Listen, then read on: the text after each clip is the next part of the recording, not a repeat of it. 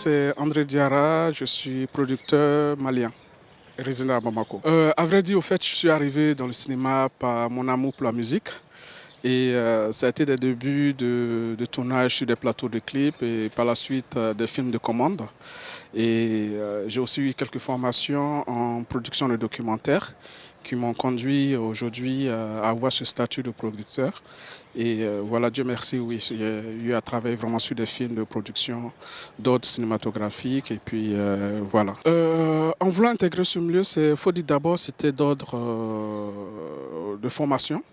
Background parce que quand j'ai connu le métier, je l'ai beaucoup apprécié, mais il se trouve que j'avais pas fait d'études de cinéma et ayant une casquette de commercial, j'ai fait des études universitaires en commerce, donc c'était compliqué pour moi de vraiment me valoriser ou de me donner cette casquette officielle de production. Et par la suite, j'ai eu la chance d'avoir une bourse d'études pour un master 2 en production documentaire, de création, à travers une association qui s'appelle Ardèche Images de son réseau Africadoc. Donc ça a été une chance, une opportunité saisie qui m'a permis de faire ce master en production en France.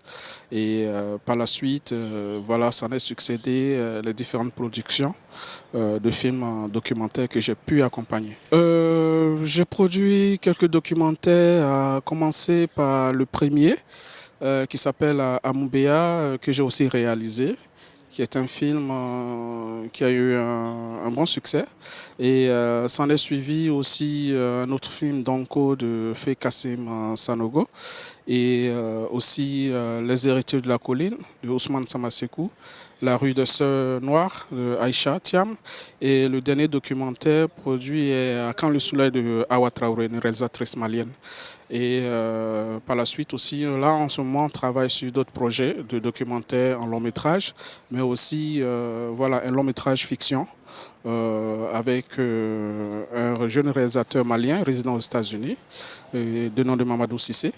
Et donc du coup, voilà, ce sont des projets comme ça qui sont en gestation parce que la structure DS Production a beaucoup travaillé dans la production de films documentaires.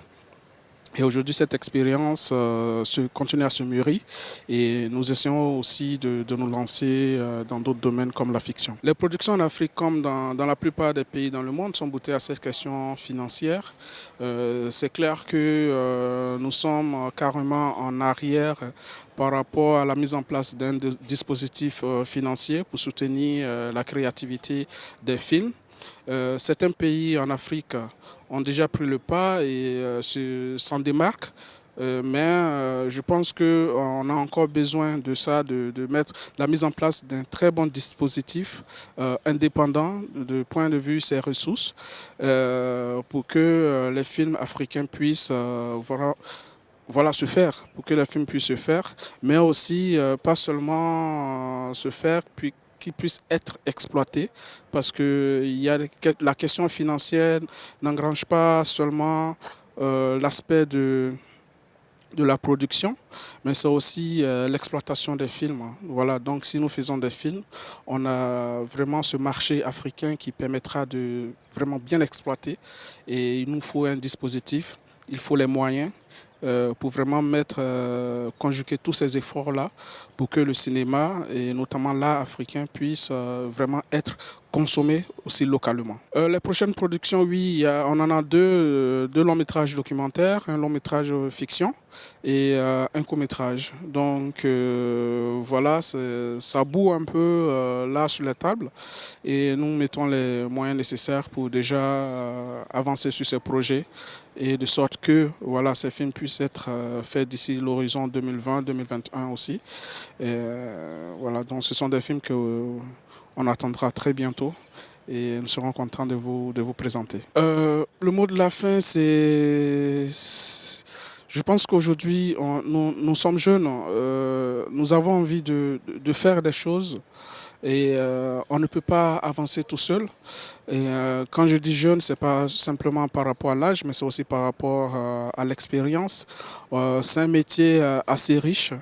où on apprend toujours. Donc je pense que nous avons toujours cette soif d'apprendre et nous serait nécessaire d'avoir un dispositif d'apprentissage. Et donc qui parle de dispositif aussi parle d'accompagnement. Et la plupart des jeunes qui aspirent à faire ce métier ne savent pas, au fait, n'ont pas de repères.